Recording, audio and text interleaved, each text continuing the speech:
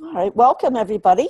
This is Humanities Team's Conversations with God Book Club. It's Saturday or Sunday, February 26th, and we are reading Conversations with God, Volume 3. And we'll go ahead and get started here. One thing I want to mention, I read through this chapter this morning, and some of you know this, I have my own conversations with God that I've had my whole life. And what I discovered was at the end of this chapter, God speaks to Neil in almost the exact same words that he's used to speak to me.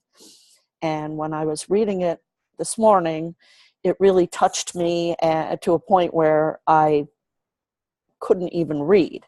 So I hope with the fact that I read through it once will give me more ability to read through it a second time and not get all weepy-eyed. But if it happens, at least you know what's going on, because the words are really, really speak to me very directly also. Anything anybody wants to share or say before, hey Kristen, before we start? And just remember, I can't see you when I'm reading, so make sure you just pipe up if you want me to take a pause and stop anywhere. Chapter 3 is a fairly short chapter, so I think I'll try and get all the way through it, unless there's a place where somebody wants me to stop and have conversation. Okay? Everybody ready? All right, off we go. Chapter 3. Can we talk about this death business for a minute? You said this third book was going to be about higher truths, about universal truths. Well, through all this conversation we've had, we haven't talked much about death and what happens after that. Let's do that now. Let's get to that. Fine. What do you want to know? Well, what happens when you die? What do you choose to have happen? You mean what happens is whatever we choose to have happen? Do you think that just because you've died, you've stopped creating? Well, I don't know. That's why I'm asking you. Fair enough. You do know, incidentally, but I see you've forgotten, which is great. Everything's gone according to plan. When you die, you do not stop creating. Is that definitive enough for you? Yes. Good.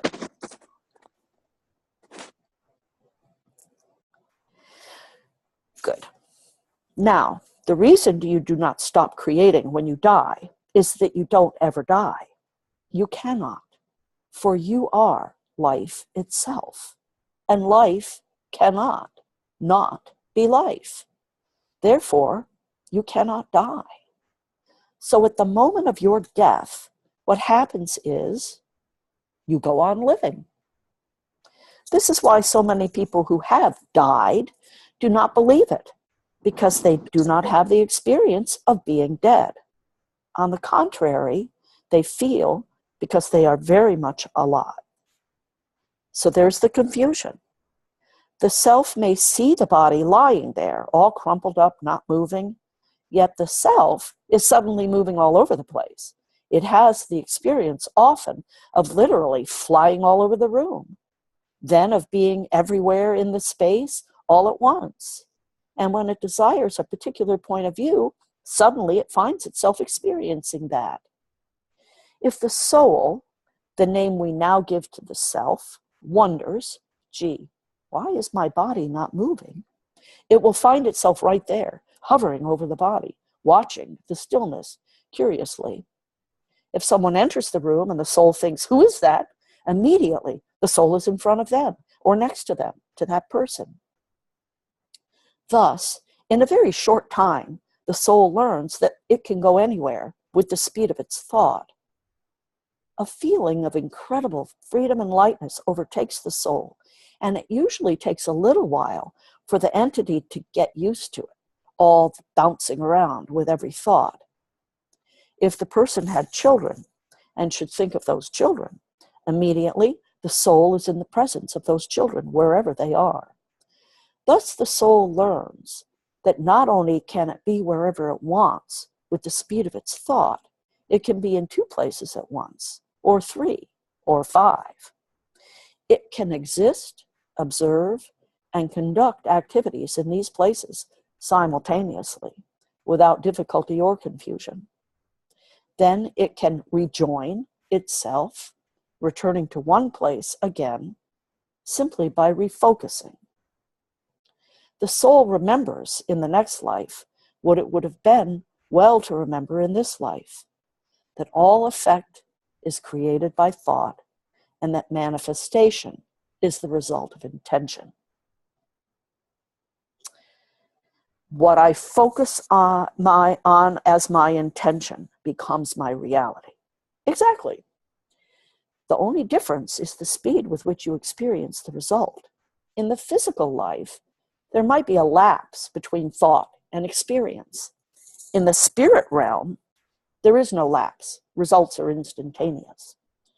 Newly departed souls, therefore, learn to monitor their thoughts very carefully, because whatever they think of, they experience. I use the word learn here very loosely, more as a figure of speech than an actual description. The term remember would be more accurate. If physicalized souls learned to control their thoughts as quickly and effectively as spiritualized souls, their whole lives would change. In the creation of individual reality, thought control, or what some might call prayer, is everything. Prayer? Thought control is the highest form of prayer. Therefore, think only on good things and righteous. Dwell not in negativity and darkness. And even in moments when things look bleak, especially in those moments, see only perfection, express only gratefulness, and then imagine only what manifestation of perfection you choose next. It is the formula. In this formula is found tranquility. In this process is found peace. In this awareness is found joy. That's extraordinary. That's an extraordinary piece of information. Thanks for bringing that through me. Thanks for letting it come through. Sometimes you are cleaner than at other times. Sometimes you are more open, like a strainer which has been rinsed. It's more open. There are more open holes that are open. That's a good way to put it. Thanks, I do my best. To recap then, souls released from the body quickly remember to monitor and control their thoughts very carefully. For whatever they think of, that is what they create and experience. I say again, it is the same for souls still residing with the body, except the results are not as immediate.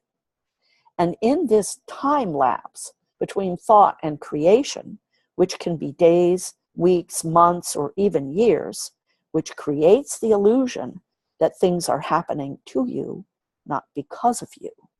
This is an illusion causing you to forget that you are the cause in the matter. As I have described now several times, this forgetting is built into the system. It's a part of the process. You cannot create who you are until you forget who you are. So the illusion causing forgetfulness is an effect created on purpose. When you leave the body, it will therefore be a big surprise to see the instant and obvious connection between your thoughts and your creations. It will be a shocking surprise at first, and then a very pleasant one as you begin to remember that you are at the cause of the creation in your experience, not the effect of it. Why is there such a delay between thought and creation before we die, and no delay at all after we die? Because you are working within the illusion of time. There is no delay between thought and creation away from the body, because you are also away from the parameter of time. In other words, as you have said so often, time does not exist. not as you understand it. The phenomenon of time is really a function of perspective. Well, why does it exist while we're in the body?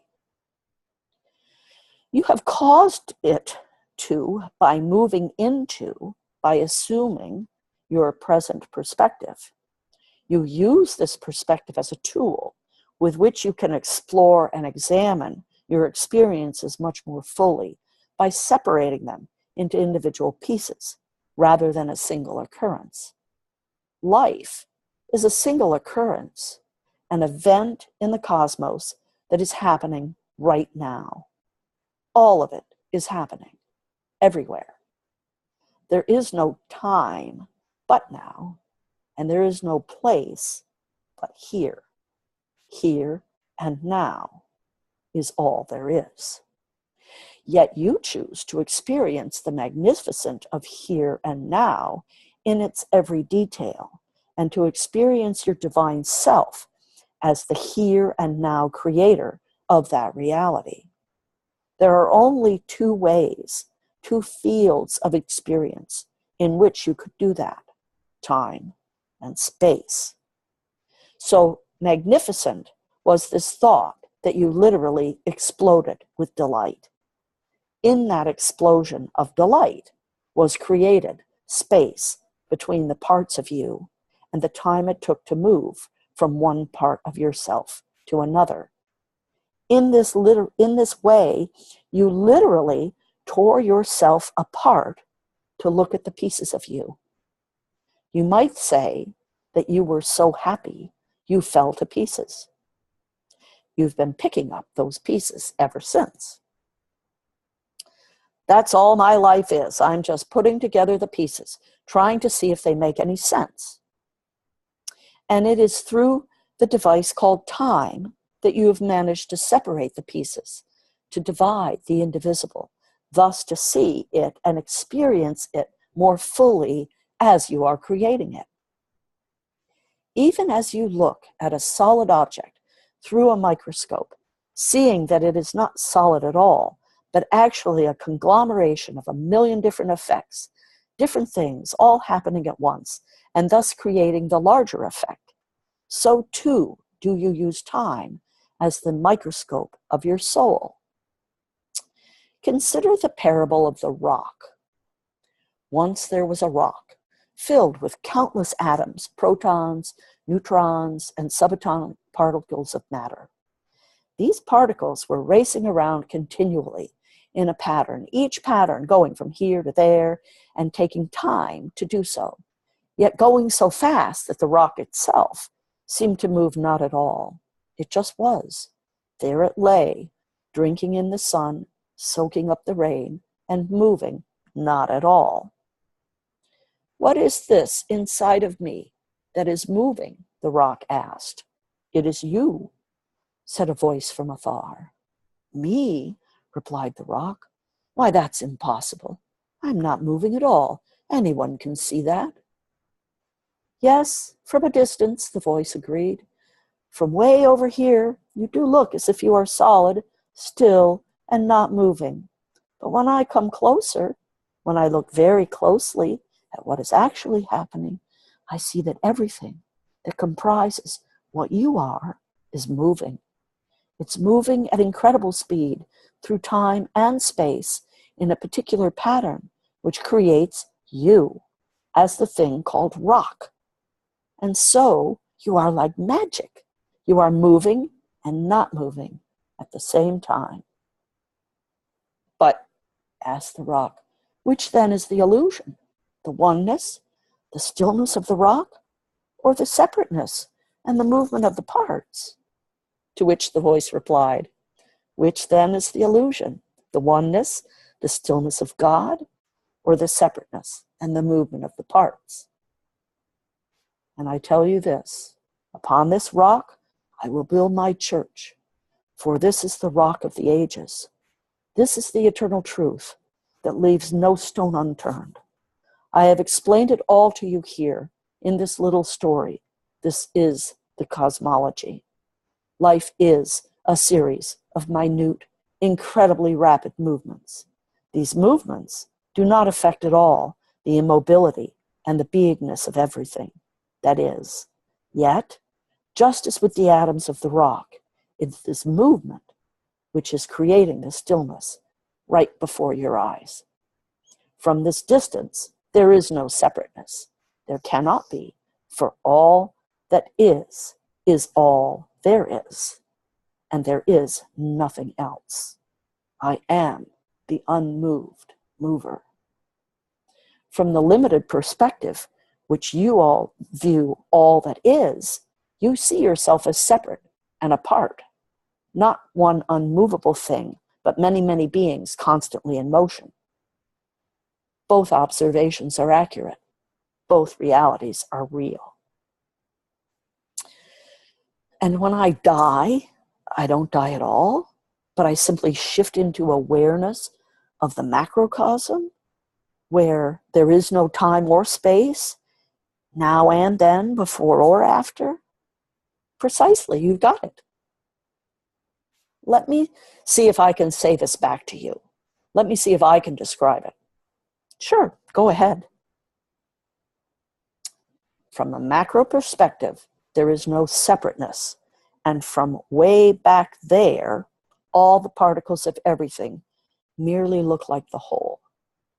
And as you look at the rock at your feet, you see the rock right then and there as whole, complete and perfect. Yet even in the fraction of a moment that you hold that rock in your awareness, there is a lot going on within that rock. There's incredible movement at incredible speed of the particles of that rock. And what are those particles doing?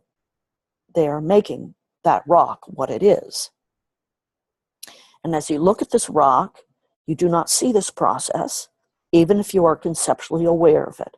To you, it is all happening now. The rock isn't becoming a rock, it is a rock right here and now. Yet if you were consciousness of one of the submolecular particles inside the rock, you would experience yourself moving at an insane speed, first here, then there. And if some voice outside the rock said to you, it's all happening at once, you would call it a liar or a charlatan. Still, from the perspective of a distance from the rock, the idea that any part of the rock is separate from any other part and further is moving around at insane speed would appear to be the lie. From that distance could be seen what could not be seen up close, that all is one and that all movement hasn't moved anything. You have it. You have a grasp of it. What you are saying, and you are correct, is that life is all a matter of perspective. If you continue to see this truth, you will begin to understand the macro reality of God, and you will have unlocked the secret of the whole universe. All of it is the same thing. The universe is a molecule in the body of God. That's actually not very far off. And it is to the macro reality that we return in consciousness when we do the thing called die. Yes. Yet even the macro reality to which you return is but a micro reality of an even larger macro reality, which is a smaller part of a larger reality still, and so on and on and on, forever and even forevermore, world without end. We are God, the it that is, constantly in the act of creating, ourselves constantly in the act of being what we are now, until we aren't anymore, but become something else. Even the rock will not be a rock forever, but only what it seems like forever. Because it was a rock, it was something else. It fossilized into that rock through a process through hundreds and thousands of years. It was once something else, and will be something else again. The same is true of you. You are not always the you that you are now. You were something else. And today, as you stand there in your utter magnificence, you truly are something else again. Wow, that's amazing. I mean, that's absolutely amazing. I've never heard anything like that. You've just taken the whole cosmology of life and put it in terms I can hold in my mind. That's amazing.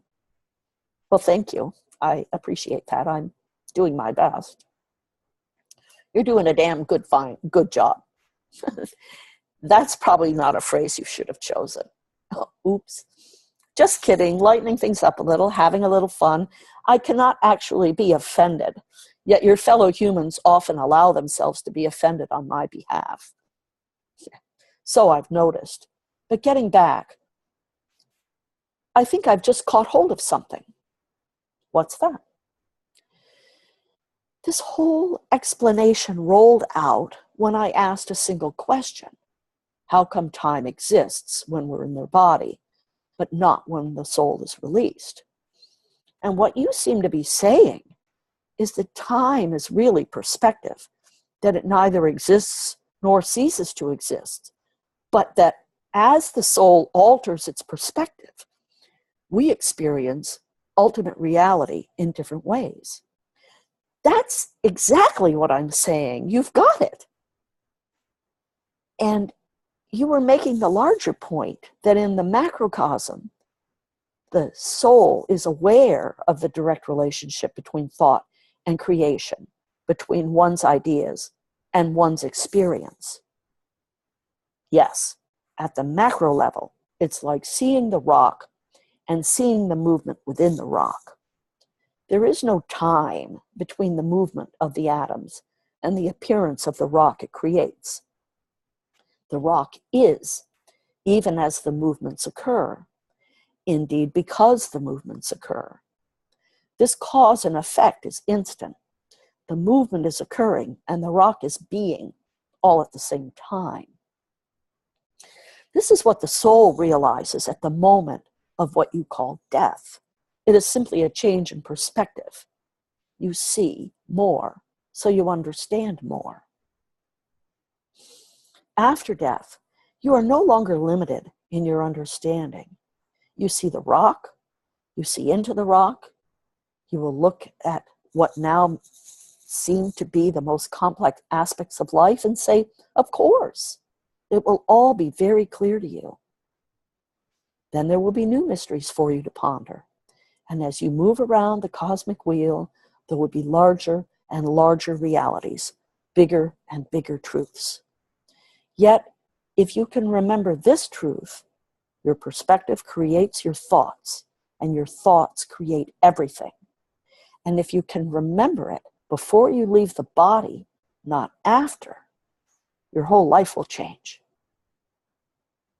And the way to control your thoughts is to change your perspective. Precisely. Assume a different perspective, and you will have a different thought about everything.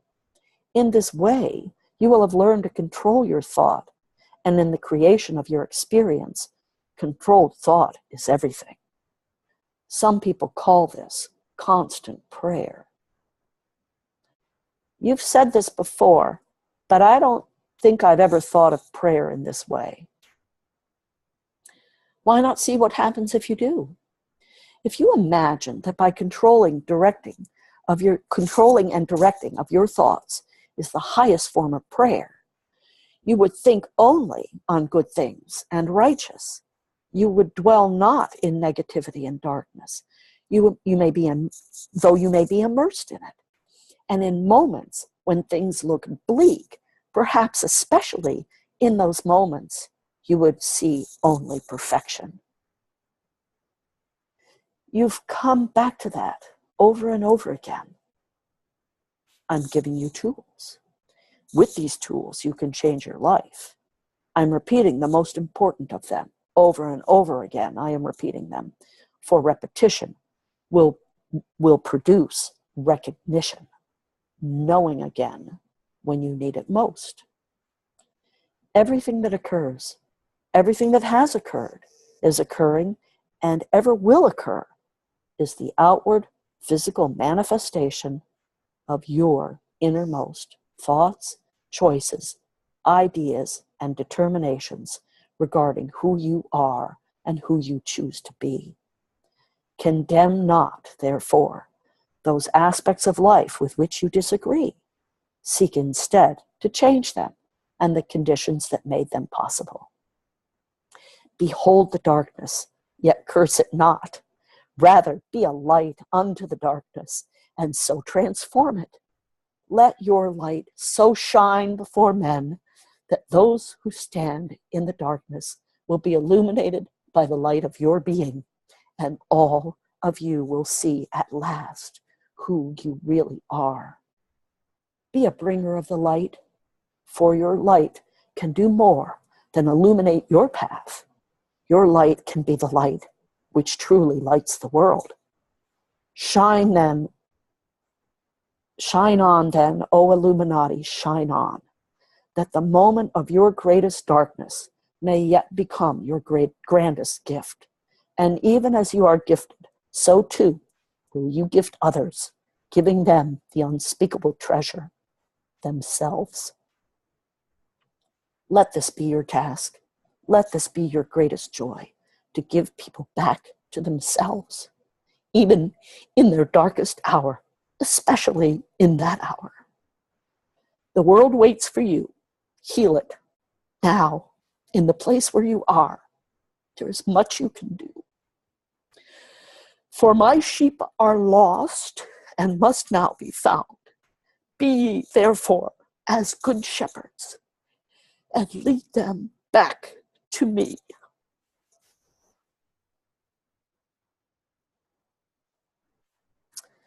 That's the end of chapter 3. Linda, look at the light behind you. It's so symbolic.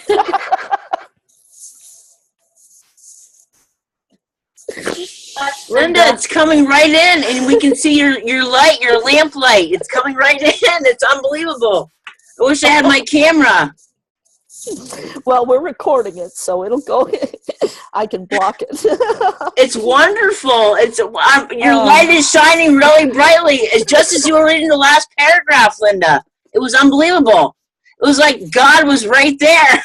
He was speaking you, and you got, emotional, just at the right part when it was shining, and you could see the sun right behind your head. It's unbelievable. That's a magical moment. We just had magic here on the show. Magic. Really beautiful. That's amazing. Really beautiful, beautiful. That's amazing. It's a powerful chapter, don't you think? Very powerful. Let me see if I can. Can you hear me, Linda? I can hear you, and good. I can see you. It's beautiful. I had trouble getting on because it said to do Google Chrome, and I was like, what? That's why I was a little bit late to the meeting. It said I had to convert to Google Chrome or something. Do I have to do that? I don't know why you would, but... I did it from the Community Circle one. I didn't do it from Evo Revo. I did it from a Community Circle, Humanity Team Community Circle one. Well, you're here now, and it's working. It's beautiful. Yes, working, yeah. It's great. That was a great chapter. Wow. Unbelievable. Yeah, and the thing that I think is so interesting is that we're in so much resistance right now with everything that's happening in the world. Oh, it's unbelievable. And this chapter speaks so clearly to I know what I've been saying for a long time is that to be grateful. Yeah, it looks horrible, but be grateful because there's a gift in it. We don't know what the plan is.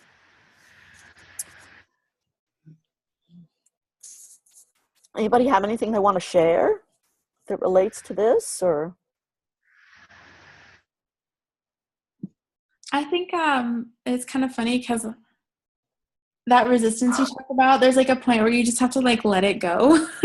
And just because I was like, Neil, God, I'm sorry, but when solid things like our atomic particles are solid, they are not, they are slowing down. And I was like, not going to work. Yeah, so I was like, well, that is, so I was like kind of getting a little sciencey, but then I was like, well, I mean, on that, yeah, but then if you just sort of let that be the metaphor of what he's trying to say, you could extract the soul of the passage, and then at that point, I just sort of let it go, and just sort of that last passage was really so powerful, and then I clicked over and I saw like the light like beaming in from your shoulder. I was like, It was unbelievable. It was unbelievable.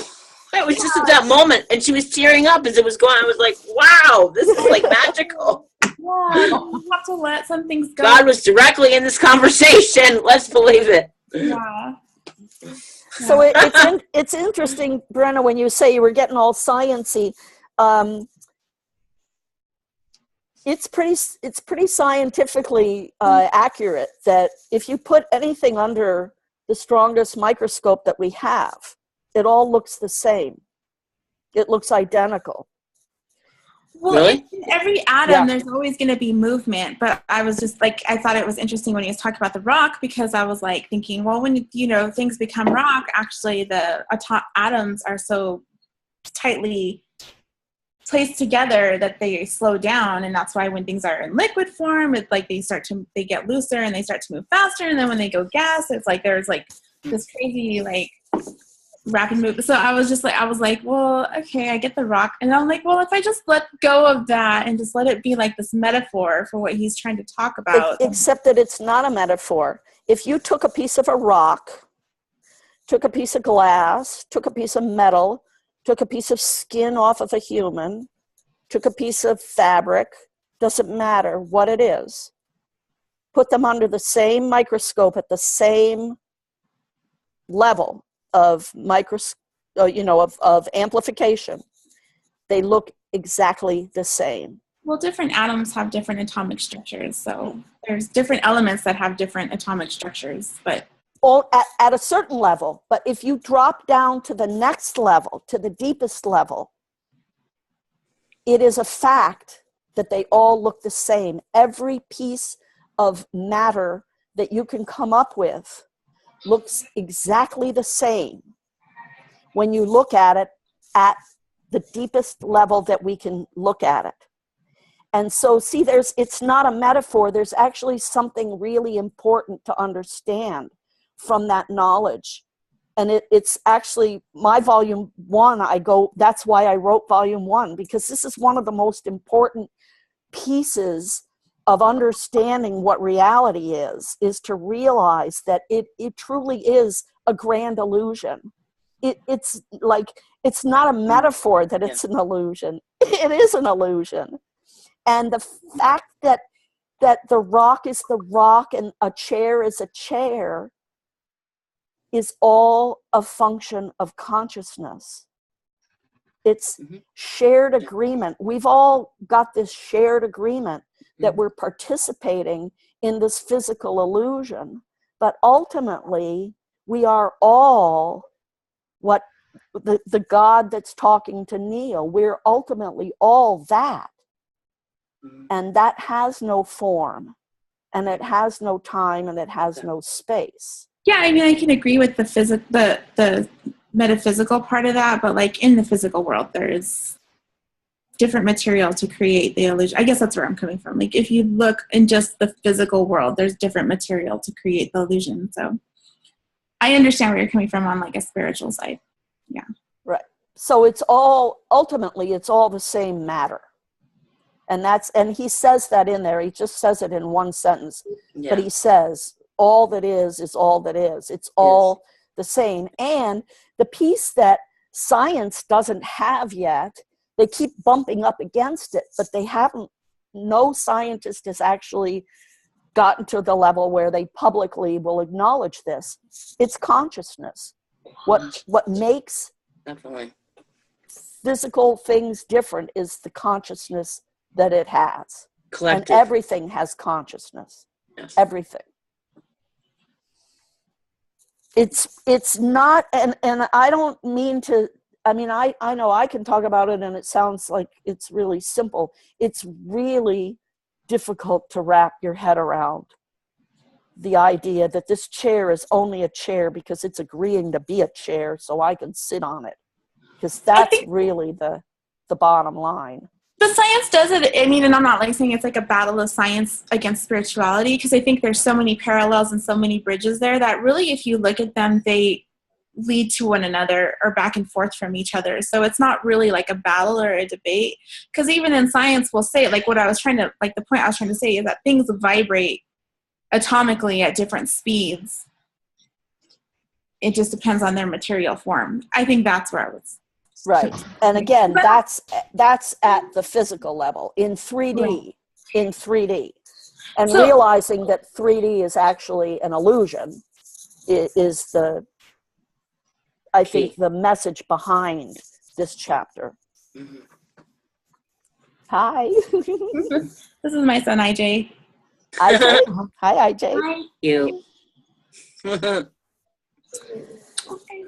Any other thoughts, or should I keep going, or what? Read on. Read on. Read on. Read on. All right. Read on. Okay, now I don't know how long chapter 4 is, so someone give me a shout out when you either want to stop or when it's getting close to stopping. Okay. Okay, chapter 4. Thank you. Thank you for that call and that challenge. Thank you for that placement of the goal before me. Thank you for always keeping me heading in the direction you know I really want to take.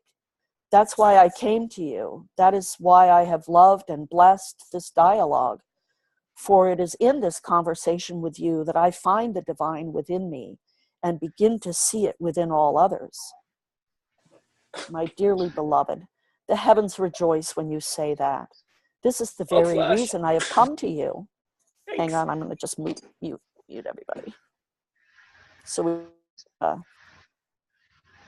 good, clean recording.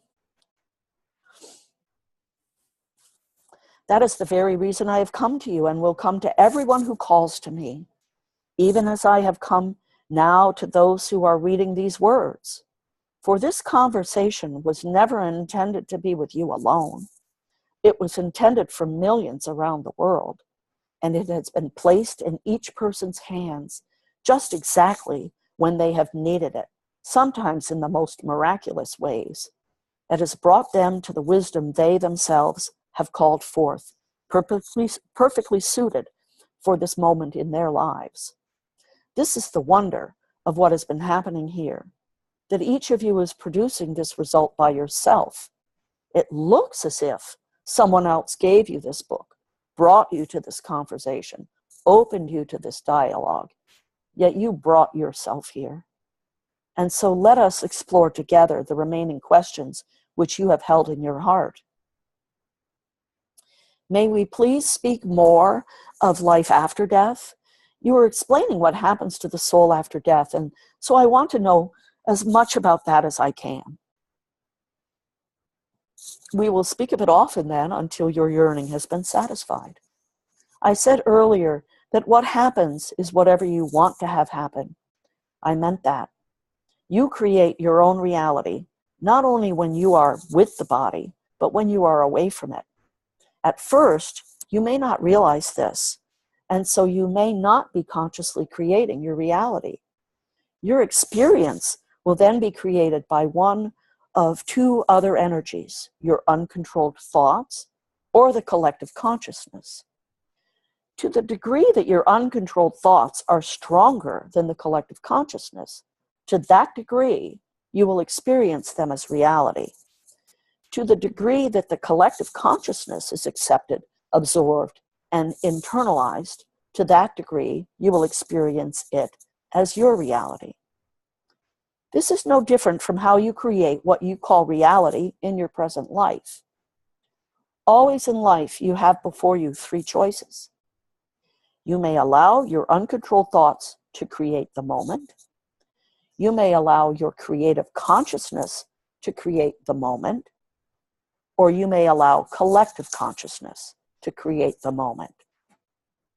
In your present life, you find it difficult to create consciously from your individual awareness, and indeed, often assume your individual understandings to be wrong, given all that you are seeing around you.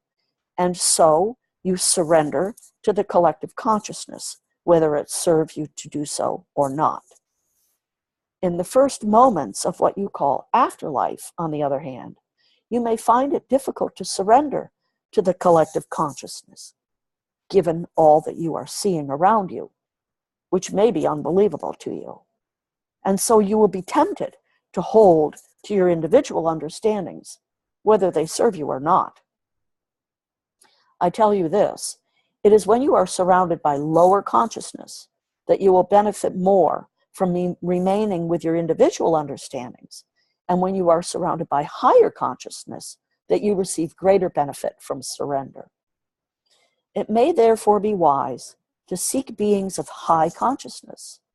I cannot overemphasize the importance of the company you keep. In what you call the afterlife, there is nothing to worry about on this score, for you will instantly and automatically be surrounded by beings of higher consciousness and by high consciousness itself. Still, you may not know that you are being so lovingly enveloped. You may not immediately understand. It may therefore seem to you as if you are having things happen to you, that you are at the whim of what other fortunes are working at the moment in truth. At that moment, in truth, you experience the consciousness in which you die. Some of you have expectations without even knowing it. All your life, you've had thoughts about what occurs after death. And when you die, those thoughts are made manifest. And you suddenly realize, make real, what you've been thinking about. And it is your strongest thoughts, the one you've held most fervently, that, as always in life, will prevail. Well, then a person could go to hell. I mean, if a person believed all during life that hell is a place which most certainly existed, that God will judge the quick and the dead, that he will separate the wheat from the chaff and the goats from the sheep, and that they are usually going to hell, given all that they have done to offend God, then they will go to hell. They would burn in everlasting fires of damnation. How could they escape? You've already said repeatedly throughout this dialogue that hell does not exist. Yet you also say that we create our own reality, and we have the power to create any reality at all out of our thought about it. So hellfire and damnation could and does exist for those who believe in it. Nothing exists in ultimate reality save that which is. You are correct in pointing out that you may create any sub-reality you choose, including the experience of hell as you describe it. I have never said at any point in this entire dialogue that you would not experience hell. I said that hell does not exist. Most of what you experience does not exist, yet you experience it nonetheless. This is unbelievable. A friend of mine named Barnett Bain just produced a movie about this. I mean, about this exactly. It's August 7th, 1998, as I write this sentence.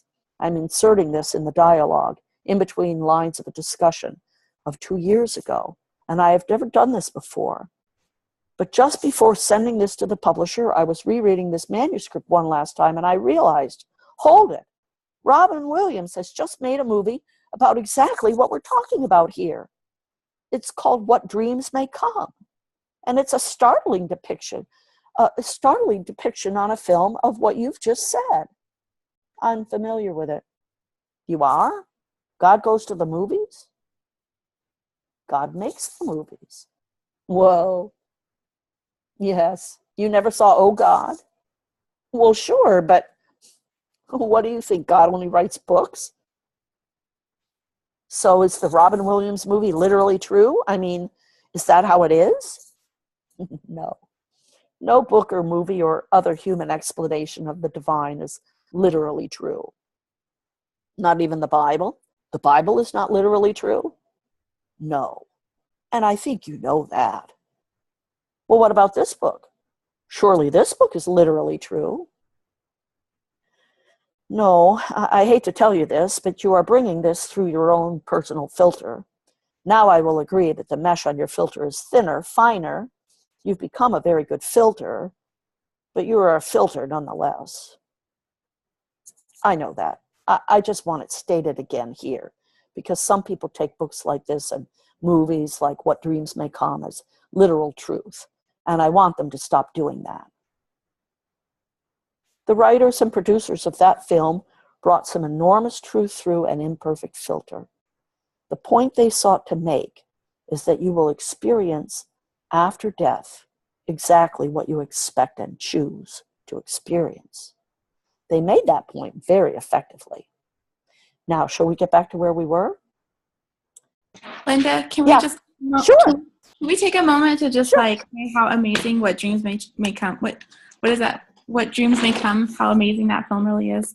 I love that movie. Even before I started reading Neil's books, it was like so symbolic. For my husband and I, we love that movie. Yeah, has everybody seen it? No? It's a good renting on Netflix. Yeah, What Dreams May Come. It's really good. Yeah, it makes me remember. I'd like to watch that again. I remember that. Yeah, okay.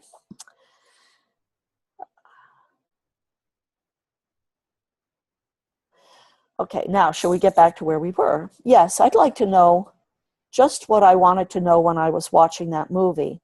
If there is no hell, yet I'm experiencing hell, what the hell is the difference? There wouldn't be any as long as you remained in your created reality.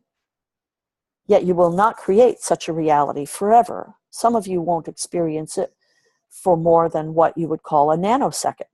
And therefore, you will not be experiencing, even in the private domains of your own imagination, a place of sadness or suffering.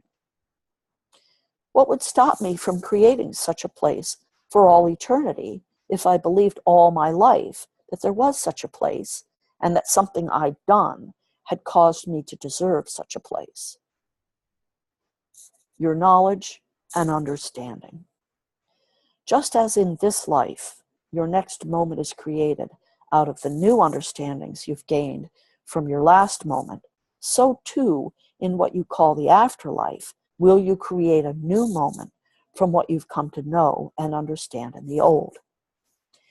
And one thing you'll come to know and understand very quickly is that you are at choice always about what you wish to experience. That is because in the afterlife, results are instantaneous, and you will not be able to miss the connection between your thoughts about a thing and the experience those thoughts create. You will understand yourself to be creating your own reality. I think I'm going to stop here and give us a couple of minutes to talk about. There was something in the last chapter, actually, that comes to mind that might be worth spending a minute or two talking about, and that's this idea of controlling our thoughts. There are a lot of mind control programs out there. Silva mind control is one that comes to mind. But I thought I would share what I did back in, it would have been the year 2007. I had an epiphany about this idea of controlling our thoughts. And I decided that for myself, I would make it a high priority to learn how to do that. And so I got a bunch of little business cards, just blank little business cards, and I printed them up with some phrases that I pulled out of the book The Secret, which was a big book going around that year. And I made a point of memorizing them. And so it's a 10-word phrase. I am whole, perfect, strong, powerful, loving, harmonious, and happy. And I just memorized that phrase, and then I made a point to become very conscious of where my mind is. And in our downtime, typically if we're not reading or writing or speaking, our mind is off somewhere. And what we know from this chapter is it's creating. It's off and it's doing something. But even as we're not paying attention to it, it's creating. So I decided I didn't want it to go off and create what I wasn't aware of. So I memorized that phrase, and I can say in all honesty that to this day, if I'm not writing or talking or speaking, that phrase and a few others, because you get a little bored after a while with one phrase, so I have a couple of others that I interchange. But basically, instead of, like when I'm loading the dishwasher, instead of my mind being off on what somebody said or didn't do or didn't say or a problem or something, I'm running that tape. I'm like a chatty Cathy in my head. I'm whole, perfect, strong, powerful, loving, harmonious, and happy. And I stay on that track. And the other thing that the other track that I'll use is gratitude. And so I have a thank you. And I'll just I have a little song I'll sing, thank you, thank you, thank you for my life. And I just spin it around and I add stuff to it as I sing it. But I have a completely different experience of day-to-day life than most people at this point. And I have to say that I think it's that practice that is behind it, behind my different experience. So I just thought I'd share that and see if anybody else had any ideas about controlling our thoughts. I mean, if it works for you, it's definitely what you found that like makes your life what you want it to be. I think not everybody wants, I mean, not that it's not a great place to be, but not everybody wants to do that, because I personally am a creator in a different kind of way. I write a lot of drama. I write a lot of movies. So I kind of like to let myself just get up in the fray of human emotions and really experience all the different aspects, because as a creator of from an art perspective, you really need every corner of the human experience to create a really believable thing where you go, look at what I've done, and then people can relate to all the aspects in it. Because even that movie What Dreams May Come, they don't just dwell in heaven, they go to the depths of hell. They have the full spectrum of everything going on. So I'm really a profound believer in, if it works for you, if it works for you, then do it. Yeah. Anybody else maybe want to speak to that?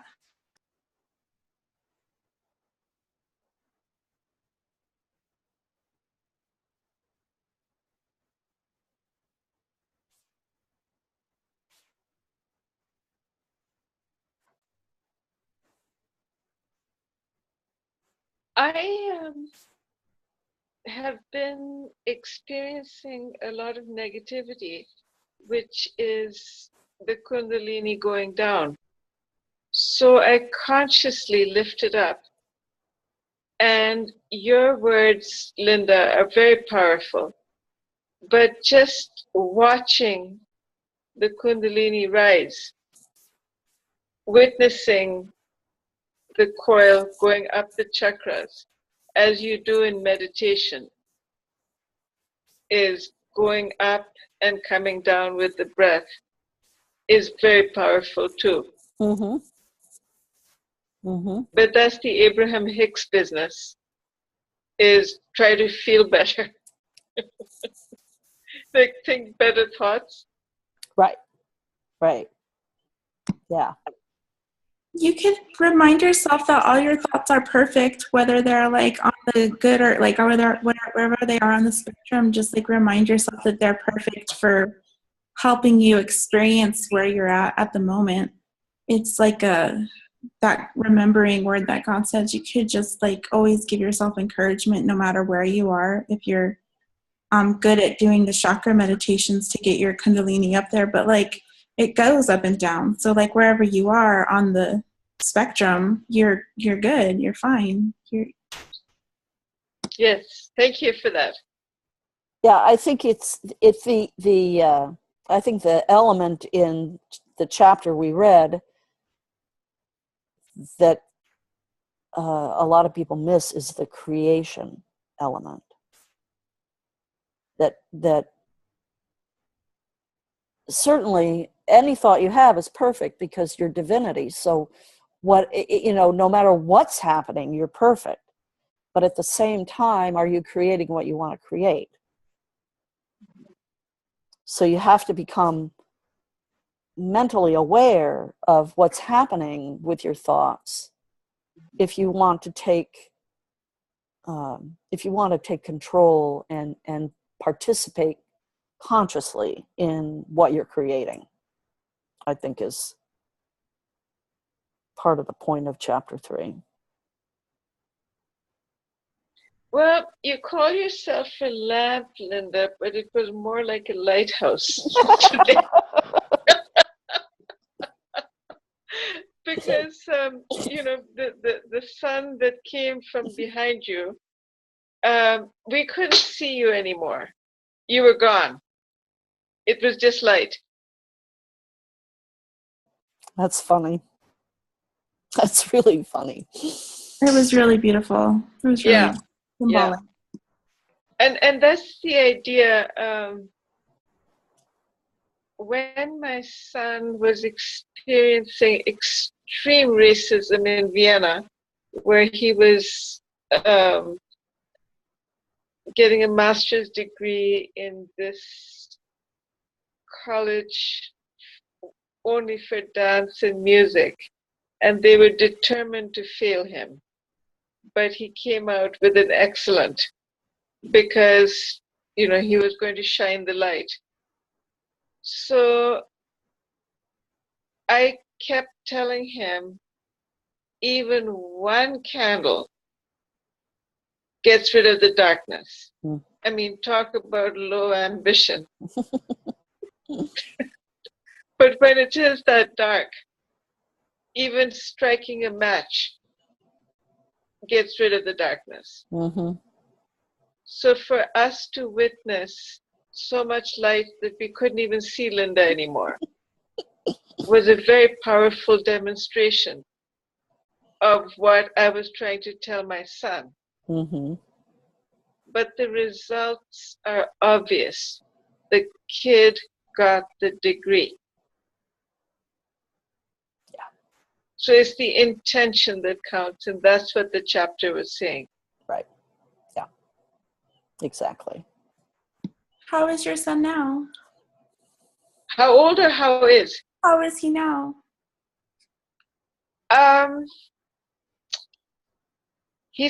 What makes you ask a very interesting question?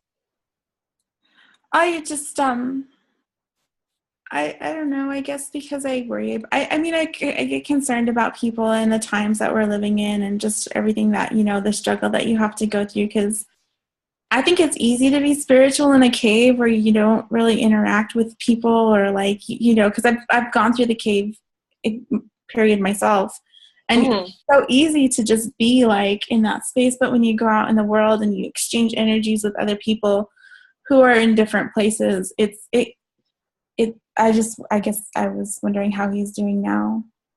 It's a fascinating question. I never would have expected it, because you are demonstrating a level of compassion and wisdom that boggles my mind.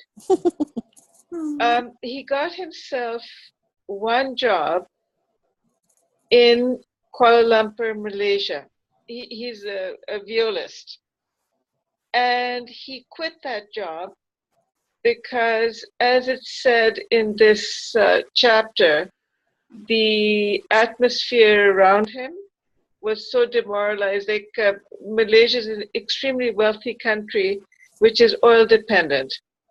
And the Philharmonic Orchestra would have been discontinued because of the price of oil dropping. So he knew that it was time to quit. So he quit the job. And now he's living in Germany, right back in the same racism. But he is destined to shine the light by failing at every audition, even though he's the best candidate. You see? he didn't get into the Vienna Philharmonic, even though the people who were competing with him were much worse than him. Like, he was far better than them. But it's not a matter of how many people are trying to put out your light. It's a matter of being heroic. So as far as I can tell, he's shining as brightly as Linda just did. And Linda's life is not easy. But your determination cannot be quarreled with. Is that what, does that sound right, or am I rationalizing? No, it does. It sounds right. And maybe like in this moment where we had that such bright light experience, we could focus in some energy on you in your life, Shabana, and also to your son. Maybe just like extend that what we experienced today to him. Oh, you're so kind. I'm very, very touched by your generosity. You're shining as brightly as Linda. Thank you. It's not like me to ask for prayer, but I appreciate it. You have a gorgeous son. My light shines right over my shoulder too. Yes, I do that for mine, but I didn't know it was so obvious that you would pick up the need that I have, and I'm grateful for it. Yeah. Thank you, Brenna, and Kristen and Linda. Well, I'm just grateful for all of you today. Thank you so much, Linda, and it was very powerful. Thank you for all coming, and we'll see you next week. Thank Beautifully you. read, Linda. Oh, thank you. Thank you. Love you all. Bye. Bye-bye. Bye.